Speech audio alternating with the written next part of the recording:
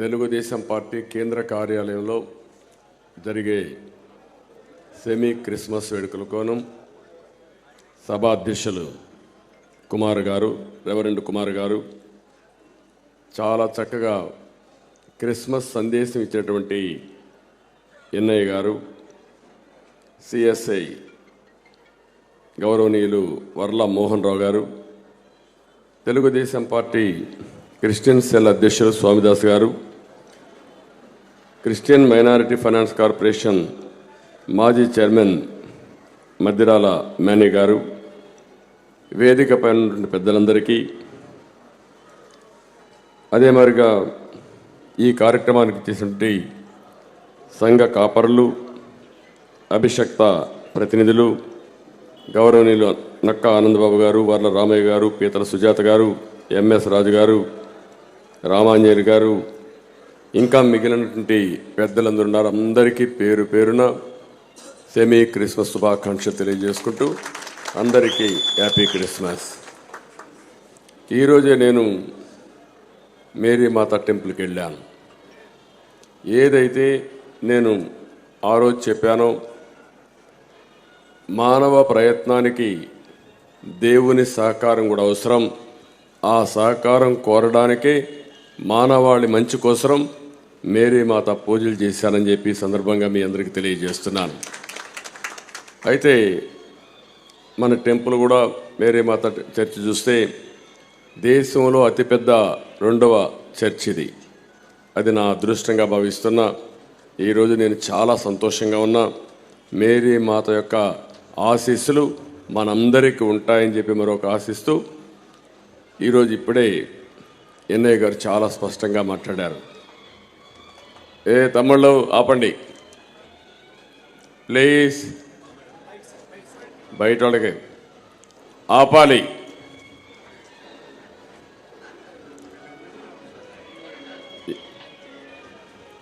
ఈరోజు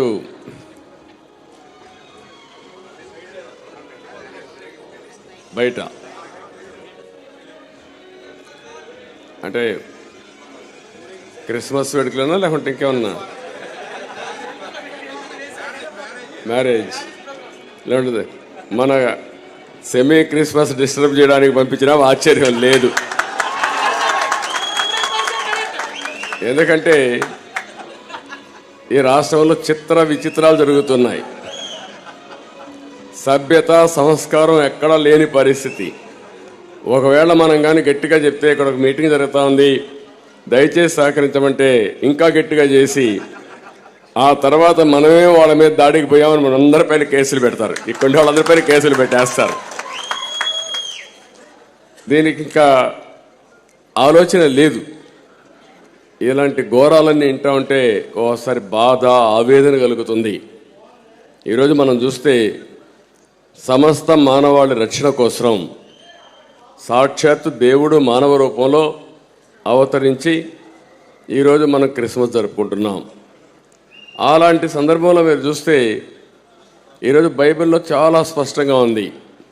ప్రేమ, కరుణ, త్యాగం, సహనం ఇవన్నీ కూడా ప్రతి ఒక్క క్రిస్టియన్స్లో కానీ సమాజానికి ఇవ్వాలని చెప్పి చాలా స్పష్టంగా ఉంటూ, ప్రతి సంవత్సరం డిసెంబర్ నెల వచ్చిన తర్వాత అక్కడి నుంచి సెమీ క్రిస్మస్ వేడుకలు జరుపుకుంటూ జనవరిలో కూడా జరుపుకొని నూతన సంవత్సరానికి స్వాగతం పలుకుతాం. నేను సమైక్య ఆంధ్రప్రదేశ్లో మొట్టమొదటిసారిగా సెమీ క్రిస్మస్ని ప్రభుత్వం తరపున ప్రారంభించింది నేనే ప్రారంభించా. అది నేను అదృష్టంగా భావిస్తున్నంతవరకు లేదు. ఎప్పుడు ప్రభుత్వం ఎప్పుడు కూడా క్రిస్మస్ వేడుకలు జరుపుకునే సందర్భాలు లేవు. అవసరమైతే ఆ రోజు చర్చికి పోయి వస్తారు తప్ప ఎప్పుడు జరిపేవారు కాదు. అలాంటి మొట్టమొదటిసారిగా రాష్ట్రంలో ఉండే మొత్తం ఫాదర్స్ కానీ, రెవరెంట్స్ కానీ, లేకపోతే చర్చి యొక్క పాస్టర్స్ కానీ అందరినీ పిలిచి కార్యక్రమం చేశాం. ఈరోజు మీరందరూ కూడా బైబిల్ చదివినప్పుడంతా కూడా నేను కూడా ఈరోజు బైబిల్ చదివి వచ్చాను. చదివి వచ్చినప్పుడు ఆ మేరీ మాత టెంపుల్లో కూడా చదివాను. చదివినప్పుడు ఏ కొటేషన్ చూసినా సమాజ హితం కోసం, అదే మరిగా ప్రతి ఒక్కరూ ఆనందంగా ఉండడం కోసం మనం చదువుతాం. కానీ ఈరోజు మీరు చూస్తే ఎక్కడా లేని విధంగా శత్రువును కూడా ప్రేమించమని క్రిస్టియానిటీ చెప్తుంది. శత్రువును కూడా ప్రేమించాలని. ఈరోజు ఇక్కడ మిత్రుడిని కూడా శత్రువుగా చూసే పరిస్థితి వచ్చేశారు. ఇంక ఎవడు ఏమీ ఎంత అవసరం లేదు. ఇంట్లో ఉంటే ఒక మంచి మాట్లాడితే వాడు నాకు శత్రువు కాబట్టి కేసు పెట్టి అనే పరిస్థితికి వచ్చారు. ఇంకొక పక్క క్రిస్టియానిటీలో సేవ అనే పునాదితో క్రిస్టియానిటీ మిషనరీస్ కానీ ఇవన్నీ పుట్టాయి. ఇప్పుడు మామూలుగా మనం చూస్తే ఈ దేశంలో స్కూల్స్ కానీ కాలేజీలు కానీ హాస్పిటల్ కానీ ఎన్నో పెట్టి సేవా కార్యక్రమాలు అందించింది క్రిస్టియన్ మిషనరీసే అందించాయి. ఈ విషయాన్ని ఎవ్వరూ మర్చిపోలేనటువంటి సంఘటనవి.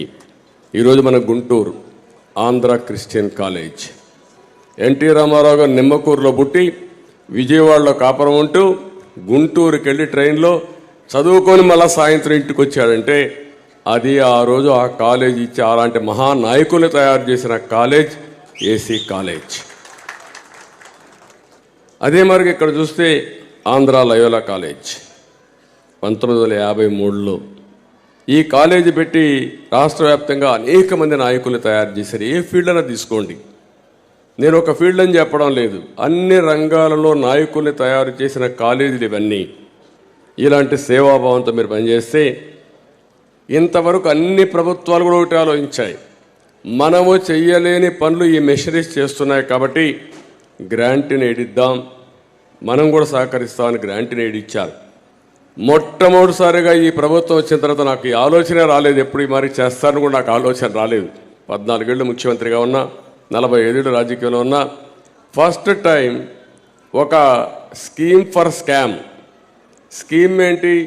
గ్రాంట్ని తీసేస్తే కాలేజీలు క్లోజ్ అయిపోతాయి. కాలేజీలు క్లోజ్ అయిపోతే ఆ ప్రాపర్టీ మనం కొట్టేయచ్చు. ఎంతండి? 7 లక్షల కోట్ల రూపాయల ఆస్తుల కోసం టెండర్లు పెట్టారంటే వీళ్ళని ఏమనాలో మీరు ఒక్కసారి ఆలోచించండి. కోపం వస్తే నేను ఎక్కువ మాట్లాడితే నా మీద కేసులు. ఈరోజు నేను సమాధానం కూడా నా కేసుల గురించి చెప్పలేకపోతున్నాను, కోర్టులో ఆంక్షలు ఉన్నాయి. అంటే మీరు ఏ విధంగా అర్థం చేసుకోవాలనో, క్రిస్టియన్ ప్రాపర్టీస్ అన్నీ కూడా సిటీస్లో కానీ టౌన్స్లో కానీ చాలా వాల్యుబుల్ ప్రాపర్టీస్ని ఒకప్పుడు దాతలు దానం చేశారు. ఒక ఆలోచనకి, ఒక ఐడియాలజీకి వాళ్ళు ఆకర్షించబడి చారిటీ కోసం ఇస్తే అలాంటి ప్రాపర్టీస్ అన్నీ కూడా ఈరోజు దెబ్బతినే పరిస్థితికి వస్తూ ఉంది. మేము ఎన్నోసార్లు పోరాడాము ఈ విషయంలో. ఇది తప్పు, ఇది కరెక్ట్ కాదని చెప్పిన ఈ ప్రభుత్వం లెక్క పెట్టుకోకుండా గ్రాంట్ని వెన్నుదీసి ఇష్ట ప్రకారం చేశారు. ఈ సందర్భంగా ఒక ఉదాహరణ చెప్తున్నాను. గుంటూరు రంగానే శంకర్ విలాస్ మీకు గుర్తుంటుంది, ఉందా? మీకు గుర్తుందా? శంకర్ విలాస్ ఒక సర్కిలే ఉంది అక్కడ, ఒక సర్కిలే ఉంది. శంకర్ విలాస్ సెంటర్ అని ఒకటి ఉంది. అక్కడ శంకర్ విలాస్ హోటల్ ఉండేది. ఎప్పుడో వాళ్ళ పూర్వీకులు పెట్టారు. రంగనాయకమ్మ అని ఆ హోటల్ ఆవిడ రన్ చేస్తుంది. ఆవిడ చేసిన పనేంటి? ఒక సమాజ హితం కోసం. ఎప్పుడైతే మీకు విశాఖపట్నంలో ఒక యాక్సిడెంట్ జరిగింది ఎల్జీ పాలిమర్స్లో, ఆ సంఘటన పట్ల ఆవిడ బాధపడింది. సమాజం ఏంటి మారుగా అయిపోతుంది, మంది చనిపోయారని. దానిపైన ఆవిడ చేసిన పెద్ద నేరం ఏంటంటే ఒక ట్వీట్ పెట్టింది, ట్విట్టర్లో ఒక మెసేజ్ పెట్టింది, దాన్ని ఖండిస్తూ కన్సర్న్ చూపించింది. అది మహా నేరమైపోయి ఆ మహిళకి శాపంగా మారిపోయింది. ఆవిడని అక్కడి నుంచి వేధించారు. నువ్వు పెడతావా అని చెప్పి వేధించి కడాన ఆవిడపైన 41A నోటీస్ ఇవ్వకుండా అరెస్ట్ చేయబోతే కోర్టుకు పోయి బెయిల్ తెచ్చుకునింది. అక్కడి నుంచి మళ్ళీ వేధించారు. ఆవిడని ఆ హోటల్లో ఏ విధంగానైనా సరే ముయించాలని ప్రయత్నం చేసి, తద్వారా మీరు చూస్తే ఎవరైతే ఆవిడ మీద వ్యతిరేకంగా ఉంటారో వాళ్ళందరినీ పురుకొల్పి లేని అప్పులు కూడా ఉన్నట్లు సృష్టించి వాళ్ళందరినీ ఇంటికి పంపించి బెదిరించి కడాన హోటల్ ముయించేశారు. హోటల్ ముయించేసిన తర్వాత ఆవిడ ఇంకేదో ఒక వ్యాపారం చేసుకోవాలని ఇంకొక చిన్న వ్యాపారం చేసుకోవడానికి ఇంకొకటి ఎస్టాబ్లిష్మెంట్ స్టార్ట్ చేసింది. అది స్టార్ట్ చేస్తే అక్కడ అది జరగనీయకుండా అడ్డం పడ్డారు, పర్మిషన్ ఇవ్వకుండా అడ్డం పడ్డారు. ఇంకా బతకలేక ఈ ఊరు వదిలిపెట్టి హైదరాబాద్కి వెళ్ళింది. Can you imagine this? Please ఎవరా ఒక్కసారి మీరు ఆలోచిస్తే ఎంత బాధ వేస్తుందంటే, ఈ రాష్ట్రంలో ఒక సాధారణమైన వ్యక్తులు బతికే పరిస్థితిలో ఉన్నారా అని అడుగుతున్నా. ఈరోజే నేను చూసినప్పుడు రంగనాయకమ్మ గారి యొక్క అరెస్ట్ని ఆ రోజు చూశాను, నేను సహకరించాను, పార్టీ కూడా కండెమ్ చేశాం. కానీ ఈరోజు ఆంధ్రజ్యోతిలో నవ్య అనే దీని కింద ఆర్టికల్ రాసి ఈ స్టోరీ అంతా రాస్తే మనసుండే ప్రతి ఒక్కడు కూడా బాధపడాలి. ఇలాంటి సెమీ క్రిస్మస్లో మనం మెసేజ్ చదువుకోవడం కాదు, సమాజం ఏమైపోతుందో దాన్ని కరెక్ట్ చేయడానికి ప్రతి ఒక్క రెవరెండ్ కానీ, ఫాదర్ కానీ, పాస్టర్ కానీ ప్రతి ఒక్కరు కూడా అన్ని మతాల వాళ్ళు కూడా ఆలోచించాల్సిన సమయం అని చెప్పిన బాధ. ఇంకొకటి కాదు, నేను శాశ్వతం కాదు, మీరు శాశ్వతం కాదు, సమాజం శాశ్వతం. ఇలాంటి జరిగినప్పుడు ఏం చెప్పాలో నాకైతే అర్థం కావడం లేదు. నిన్న ఆ విషయమే నేను చెప్పాను. రాజకీయ నాయకులపైన కేసులు పెట్టేస్తారు, ఎమ్మెల్యేలపైన అపోజిషన్లో ఉంటే కేసులు పెట్టేస్తారు, ఇదే తెలుగుదేశం పార్టీ పైన దాడి చేస్తారు.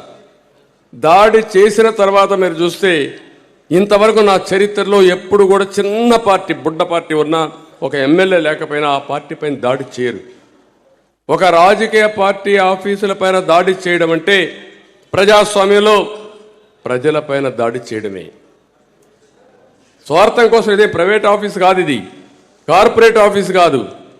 ప్రజలకు ఏ విధంగా దేవాలయానికి పోతే, చర్చికి పోతే సమస్యల పరిష్కారం కోసం మిమ్మల్ని కోరతారో, ప్రార్థనలు చేస్తారో, అలాంటి సమస్యల పరిష్కారం కోసం ఉండే పార్టీ ఈ పార్టీ ఆఫీస్ అని చెప్పి కూడా నేను మీకు తెలియజేస్తున్నా.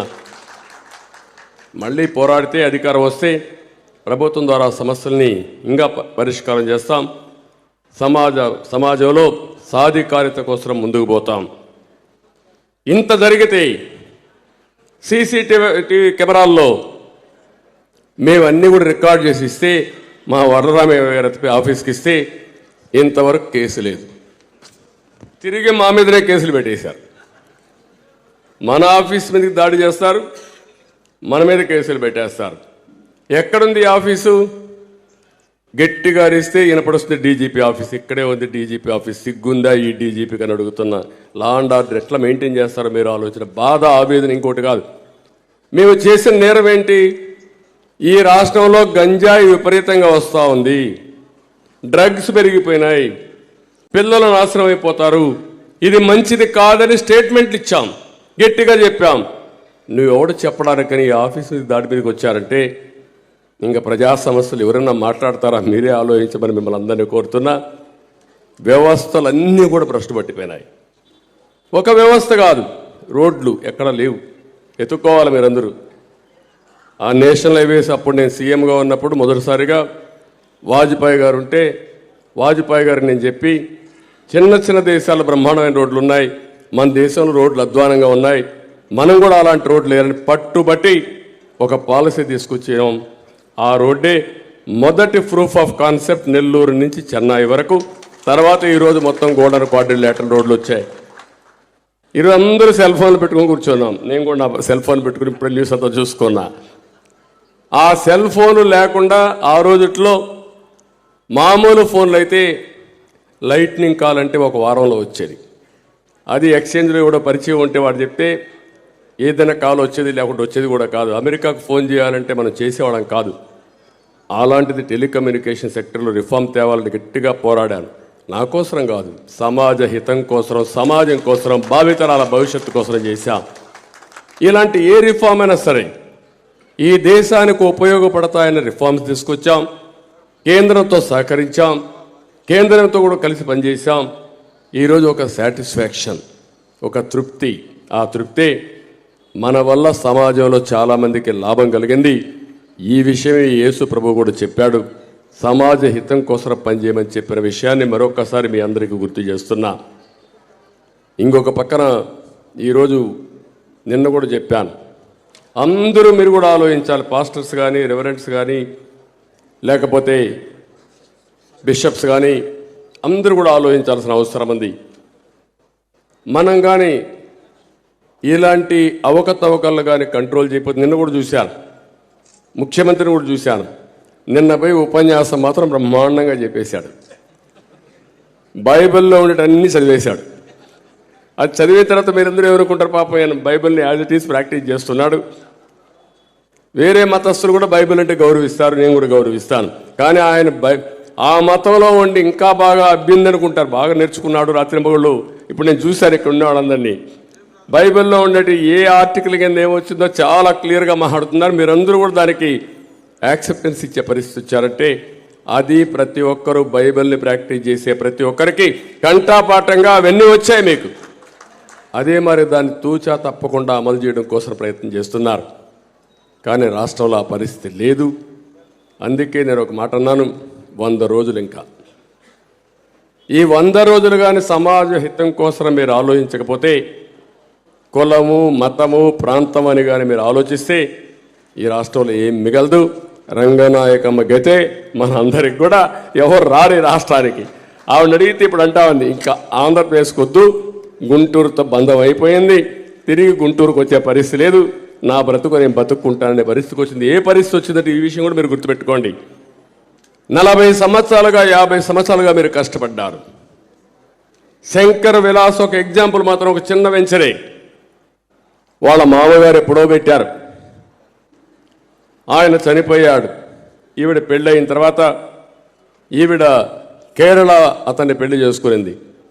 ఆవిడ కులం లేదు, ఒక కులంలో పుట్టిన కేరళలో ఉండే వ్యక్తిని పెళ్లి చేసుకుంటే ఎప్పుడు కూడా ఆవిడ జీవితానికి ఎప్పుడు అడ్డం రాలేదు. ఇప్పుడు కులం అడ్డం వచ్చింది. రంగనాయకమ్మ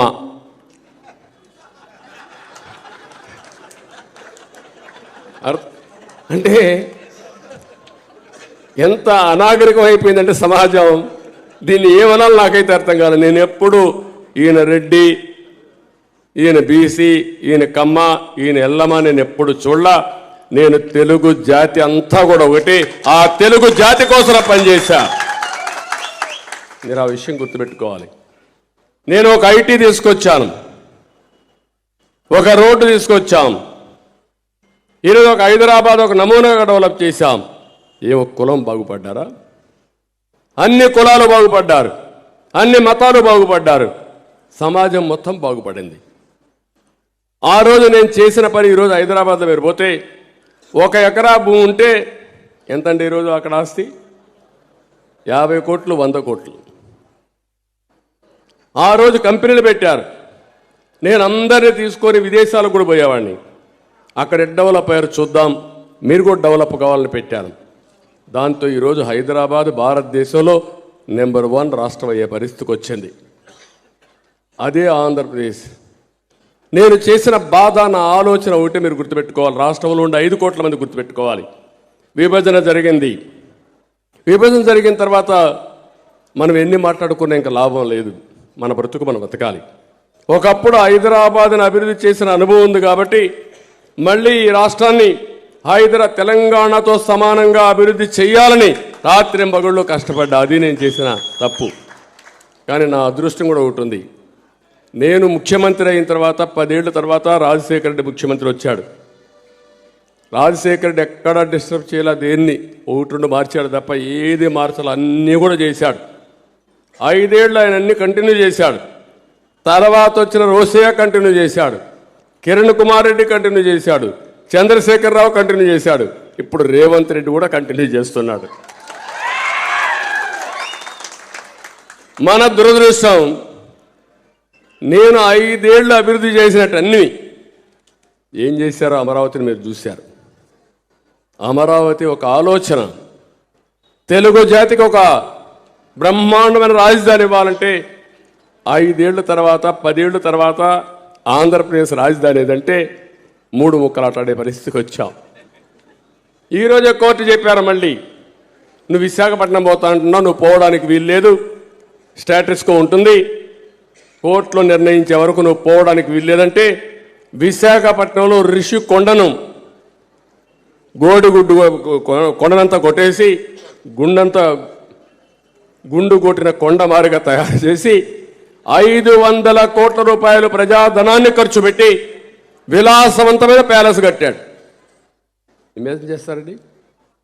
ఇప్పుడు ఒక చర్చికి నేను 10 కోట్లు ఇస్తే గుంటూరులో చర్చికి 10 కోట్లు ఇచ్చాను, మళ్ళా 2 ఎకరాలు భూమి ఇచ్చా, మళ్ళా 6 కోట్ల రూపాయలు ఇచ్చా. అది పూర్తి చేయలే. అది పూర్తి చేయలేదు. కానీ విశాఖపట్నంలో మాత్రం 500 కోట్ల రూపాయలు పెట్టి ప్యాలెస్ కట్టి, నేను పేద బిడ్డని, దేవుడు పైన ఉన్నాడు, కిందన మీరున్నారు, నాకు ఓట్లేసేయండి. మీరు ఆలోచించండి. నేను విమర్శించడం కాదు ఇది. దేవుడు ఇచ్చిన సందేశాన్ని కూడా మనం అపహాస్యం చేసి అవుతాం ఇలాంటి వాళ్ళని సపోర్ట్ చేస్తే. నా కోసరం కాదు, నేనేం శాశ్వతంగా ఉండను ఈ రాష్ట్రంలో, లేకపోతే ఈ దేశంలో, లేకపోతే ఈ లోకంలో. కానీ నా బాధ, నా ఆవేదన, మన భావితరాలను మనం కాపాడుకోగలుగుతామా, మనుగడ ఉందా లేదా అని మిమ్మల్ని ఆలోచించమని చెప్తున్నాను తప్ప ఇంకోటి కాదని చెప్పి కూడా నేను మీకు తెలియజేస్తున్నా. ఇలాంటి కలిసినప్పుడు ఆవేశం, కోపం అయితే మళ్ళా సభ్యత, సంస్కారం అడ్డం వస్తాయి. అందుకే బూతులు తిట్టలేకపోతున్నా, పౌరుషంగా మాట్లాడలేకపోతున్నా, నివాళించుకొని గట్టిగా ఉండడం తప్ప వేరే మార్గం లేదు. కానీ అందుకే ఒక మాట చెప్పాను, మంచి చేస్తే అందరికీ మంచి జరుగుతుంది, చెడు చేస్తే కూడా అది కూడా చెడు కూడా అందరికీ వస్తుంది. 25 ఏళ్లకు మునుపు హైదరాబాద్ని నేను విజన్ 2020 తయారు చేశా. అందరూ నన్ను ఎగతాళి చేశారు, ఇది విజన్ కాదు, ఇది 420 అన్నారు. మీరు ఏమన్నా చెప్పండి, నేను నమ్మిన సిద్ధాంతం కోసం పనిచేస్తానన్నా. ఈరోజు అందరూ అంటున్నారు శబాష్ అంటున్నారు. ఆ రోజు నన్ను విమర్శించిన నోళ్లే ఈరోజు నన్ను పొగిడే పరిస్థితికి వచ్చారు. ఇక్కడికి వస్తే 10 ఏళ్లకు మునుపు నేను ప్రారంభించేట అన్ని విధ్వంసం చేసేశారు. దీనివల్ల ఏమైంది? రాష్ట్రానికి ఆదాయం పోయింది, వ్యవస్థలు నాశనం అయిపోయినాయి. ఉదాహరణకు మీరు నేను చూస్తే తుఫాను వచ్చింది. తుఫాను కానీ కరెక్ట్గా కానీ ఎప్పుడు కూడా మనం గుర్తుపెట్టుకోవాల్సింది, కరువును నివారించే అవకాశాలు ఉన్నాయి నదులు అనుసంధానం చేస్తే.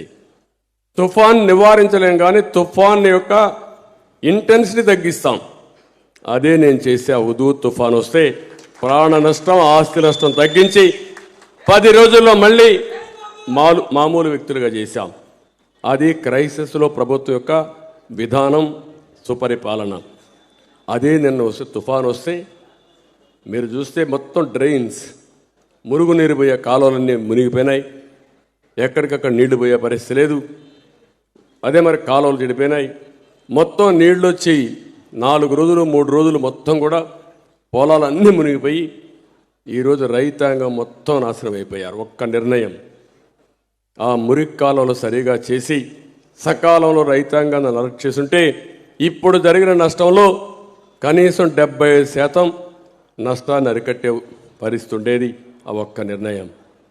ఈరోజు మీరు చూడండి, ఏ ఊరికైనా సరే మీరు పోయి మళ్ళా సాయంత్రం వచ్చి నిద్రపోయే పరిస్థితిలో ఉన్నారా అని మిమ్మల్ని అడుగుతున్న రోడ్లు, ఏ రోడ్డు అయినా సరే, ఏ ఊరైనా సరే. అంటే 5 ఏళ్లలో రోడ్లు ఏమైపోయినాయో మీరు ఒక్కసారి ఆలోచించండి. నేను నిన్న ఈరోజు వస్తుంటే విశాఖపట్నంలో ఒకటి చూశాను. నేను అక్కడ చెత్తంతా సేకరించి వేస్ట్ ఎనర్జీ అని ఒక ప్లాంట్ పెట్టాను. మీకు గుంటూరులో కూడా పెట్టాను. గుంటూరు, విజయవాడ, సత్తెనపల్లి అన్ని మున్సిపాలిటీ చెత్తతో తీసుకొచ్చి ఆ చెత్తతో ఎనర్జీ తయారు చేసే ప్లాంట్ ఆ రోజు పెట్టాం. ఇప్పటికి కూడా అది వచ్చే పరిస్థితి లేదు. ఇంకో పక్క పోలవరం, మొత్తం పోలవరం గోదావరిలో మునిగిపోయే పరిస్థితి వచ్చింది. ఒక్క వ్యవస్థ కాదు, ఈ వ్యవస్థలన్నీ నాశనం అయిపోతే మనం ఏమవుతాం? అవే శాపాలుగా మారి మన జీవితాలు అంధకారం అవుతాయి. ఉపాధి రాదు, మన పిల్లల్ని చదివిస్తే ఉద్యోగాలు రావు. ఎవరైనా బాధతో ఏంటి బాధలకు అన్నిటికీ కారణం ఈ ముఖ్యమంత్రి, ఈ ప్రభుత్వం తిడితే మిమ్మల్ని కేసులు పెట్టి జైల్లో పెట్టేస్తారు. ఇలాంటివన్నీ జరుగుతున్నాయి. ఏది ఏమైనా ఒకే ఒక విషయం అడుగుతున్నా, మనకందరికీ బాధ్యత ఉంది. అందరికంటే పాస్టర్స్కి, ఫాదర్స్కి, ఎవరైతే మీరందరూ ఉన్నారో మీకు ఎక్కువ చైతన్యం ఎక్కువ ఉండేది మీకు కాబట్టి, సమాజం పైన బాధ్యత ఎక్కువ ఉంది కాబట్టి దీని మీద శ్రద్ధ పెట్టమని మాత్రం మిమ్మల్ని అందరినీ కోరుకుంటున్నా. తెలుగుదేశం పార్టీ మళ్ళీ ఒకటే మీకు హామీ ఇస్తున్నా, ఇంత మునుపు కూడా చాలా కార్యక్రమాలు చేశాం. 1-2 కాదు, 5 సంవత్సరాలైంది ముఖ్యమంత్రి వచ్చి. 5 సంవత్సరాల్లో 5 మందికి ఏమైనా రుణాలు ఇప్పించాడా, సబ్సిడీ ఇచ్చాడా? ఒక్కసారి మీరు ఆలోచించమని మిమ్మల్ని కోరుతున్నాను. ఈరోజు తెలుగుదేశం పార్టీ ఫస్ట్ టైం మీరు చూస్తే క్రైస్తవులు పవిత్ర స్థలం జెరూసలంకు పోవాలంటే 55,000 రూపాయల ఆర్థిక సహాయం చేసిన పార్టీ తెలుగుదేశం పార్టీ. అంటే మీ యొక్క నమ్మకాన్ని మీరు ఏదైతే జీవితంలో కోరుకుంటారో అక్కడికి వెళ్ళడానికి ఆర్థిక సహాయం చేయాలని చెప్పి చేశాం. చర్చిల నిర్మాణానికి 5 లక్షల రూపాయలు సహాయం చేశాం. ఆడబిడ్డల పెళ్లిళ్ల కోసం 50,000 రూపాయలు ఇచ్చాం. గుంటూరులో 2 ఎకరాల క్రిస్టియన్ భవనానికి ల్యాండ్ ఇవ్వడమే కాకుండా 10 కోట్ల రూపాయలు ఆర్థిక సహాయం చేసి ఒక 6 కోట్ల రూపాయలు మరీ అదనంగా చేశాం. విజయవాడ స్టేట్ గెస్ట్ హౌస్ పక్కనే సిఎస్ఐ చర్చ్ ఉంటే సెయింట్ బాసిల్లకు 1,50,00,000 ఇచ్చాం. క్రిస్టియన్ సేవా సంస్థలకి అనాథ శరణాలకి 5 లక్షల నుంచి 10 లక్షల రూపాయలు ఇచ్చాం. ఎవరైతే మీరందరూ ఎప్పుడు నాకు కంప్లైంట్ చేసేది క్రైస్తవ స్వస్థాన వాటికల కోసం ల్యాండ్ కావాలని అడిగేవారు, దానికి కూడా భూసేకరణ కోసం మనం ప్రత్యేకంగా శ్రద్ధ పెట్టి ఇప్పించాం. ఇంకొక పక్క క్రిస్మస్ కానుక కూడా ఇచ్చి క్రిస్మస్ రోజున పేదవాళ్ళు పండుగ కూడా చేసుకోవాలి అని అందరితో సమానంగా పండుగలు చేసుకోవడానికి క్రిస్మస్ గిఫ్ట్ ఇవ్వడం తెలుగుదేశం పార్టీ ప్రత్యేకత. 5 ఏళ్ళు అయింది, ఎక్కడ ఇచ్చే పరిస్థితులు లేరు. అదే మరి ఇంకో పక్కన క్రిస్టియన్ మైనారిటీ విద్యార్థుల కోసం ప్రీ మెట్రిక్ స్కాలర్షిప్లు కానీ పోస్ట్ మెట్రిక్ స్కాలర్షిప్లు కానీ, ఇంకొక పక్క ట్యూషన్ ఫీజు రీఎంబర్స్మెంట్ కానీ ఇవన్నీ చేశాం. ఇంకొక పక్కన ఎక్కువ క్రిస్టియన్స్లో పేదవాళ్ళు ఉన్నారు. ఇప్పుడే మిత్రుడు చెప్పాడు, ఆమె చాలా సంతోషపడుతున్నా.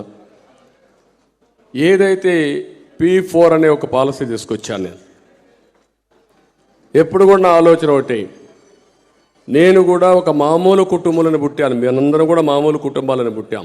ఎన్టీ రామారావు గారు లాంటి నాయకుడు సాధారణ రైతు కుటుంబంలో పుట్టి అచంచలమైనటువంటి విశ్వాసంతో ముందుకు పోయి దేశానికి ఒక దిశ నిర్దేశించారంటే అదే మనకుండే శక్తి. అబ్దుల్ కలాం ఉన్నారు, ఆయన కూడా మామూలు కుటుంబంలో పెట్టాడు. ఆయన చెప్పేవాడు, సరిగా కడుపు నిండా తిండి లేకుండా కష్టపడేవాళ్ళు. వర్షం వస్తే ఆ వర్షంలో పోతూ గొడుగు కూడా లేకుండా చెప్పులు తీసుకొని నెత్తిన పెట్టుకొని పైన పెట్టుకొని వర్షం పడకుండా చూసుకొని వెళ్ళిన రోజులు ఉన్నాయి ఆయనకు. అలాంటి హార్డ్ వర్క్ చేసి పైకి వచ్చాడు. కడాన భారతరత్న అవార్డు వచ్చింది. అంతేకాకుండా దేశానికి అధ్యక్షుడిగా బెస్ట్ ప్రెసిడెంట్ ఆఫ్ ఇండియాగా ఆయన రాణించాడంటే అది ఆయన యొక్క మనో సంకల్పం. ఇలాంటివి చూసినప్పుడు నేను ఒకటి దానికోసం నేను ఆలోచించి ఈరోజు కొత్త పాలసీ ఈ రాష్ట్రంలో ఈ దేశంలో పేదరికం లేని సమాజాన్ని చేయడం కూడా సాధ్యం, ఇది అసాధ్యమేం కాదు. అందుకనే P4 పాలసీ పెట్టాం. P3 అనేది పబ్లిక్ ప్రైవేట్ పార్ట్నర్షిప్తో ఈ రోడ్లు అభివృద్ధి ఇవన్నీ అవుతున్నాయి. ప్రజలను కూడా భాగస్వాములు చేసి ఈ దేశంలో పేదరికం లేని సమాజాన్ని చూడాలనేది నా ఆకాంక్ష, నా జీవిత ఆశయం. అది సాధించే వరకు నిరంతరం పనిచేస్తామని చెప్పి కూడా నేను మీకు తెలియజేస్తున్నా. ఇంకొక పక్కన ఇప్పుడే మిత్రులు కొన్ని డిమాండ్స్ కూడా ఇచ్చారు, అవన్నీ మేము ఆలోచిస్తాం. రేపు ఎన్నికల మేనిఫెస్టోలో పెడతాం. దళిత క్రైస్తవుల్ని దళితులుగానే క్రిస్టియన్స్ అందరినీ కూడా ఎవరైతే ఎస్సీలు ఉన్నారో వాళ్ళని ఎస్సీలుగానే గుర్తించాలి. గుర్తించింది మనం పెట్టాం, దానికి కట్టుబడి ఉంటాం, ముందుకు తీసుకెళ్తాం. ప్రతి ఒక్క నియోజకవర్గంలో చర్చిల మరమ్మతుల కోసం కొంత సొమ్ము చెల్లించాలన్నారు, తప్పకుండా ఇస్తాం. పాస్టర్లకు జీవన భృతి ఏ విధంగా ఇవ్వాలో ఒక నిర్ణయం చేస్తాం. ఇప్పుడు ఇచ్చిన వాళ్ళే కాకుండా అందరికీ ఏ విధంగా ఇవ్వాలి, ఇది ఏ విధంగా చేయాలో చేస్తామని చెప్పి నేను మీకు తెలియజేస్తున్నా. కార్పొరేషన్ నిధులు ఇవ్వడం, క్రైస్తవ భవన్లు కట్టించడం, అదే మరిగా ఇజ్రాయెల్ దేశానికి జెరూసలం పోవడానికి 50% ప్రభుత్వం ఖర్చుకి ఇవ్వాలని అడిగారు. తప్పకుండా ఇవన్నీ కూడా పరిశీలిస్తామని చెప్పి నేను మీకు తెలియజేస్తున్నా. ఫైనల్గా నేను మిమ్మల్ని ఒకటే కోరుతున్నా, ఈ నెలలో బైబిల్ అందరం పఠిస్తాం, కానీ దాంట్లో ఉండే సారాంశం కొంతమంది ఆచరిస్తాం. అక్కడే సమస్య. ఒక వ్యక్తి ఆచరిస్తే ఆ వ్యక్తి వల్లనే ప్రయోజనాలు వస్తాయి, కానీ ఒక ముఖ్యమంత్రి ఒక హోదాలో ఉండే వ్యక్తి కానీ ఇవన్నీ కానీ ఆచరించకపోతే దాని ప్రభావం రాష్ట్రం అంతా ఉంటుంది, 5 కోట్ల మీద ఉంటుంది. అది చూసినప్పుడు నేను ఒకటే మీ అందరూ కోరేది, ఒక్క నిమిషం ఉండే, నేను అది చూసిన తర్వాత మిమ్మల్ని అందరినీ ఒకటే కోరుతున్నా, ఈ రోజటి నుంచి 100 రోజులు మీరందరూ కూడా సహకరించండి. చర్చ